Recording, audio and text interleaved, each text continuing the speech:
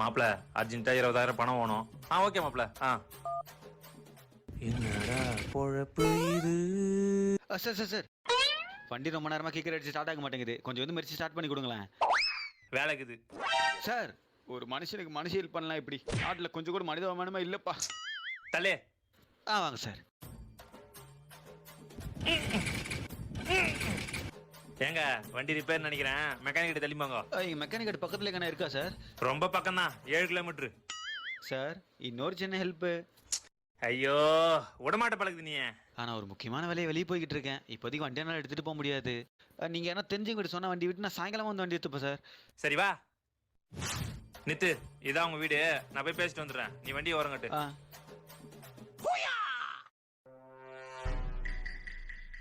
இந்த மனுஷன் நமக்காக எவ்வளவு நேரம் பேசுறாரு. போலாமா? அண்ணே சாவி வண்டியிலே இருக்கட்டும். நான் யாரா மெக்கானிக் ஃபோன் பண்ணி வந்து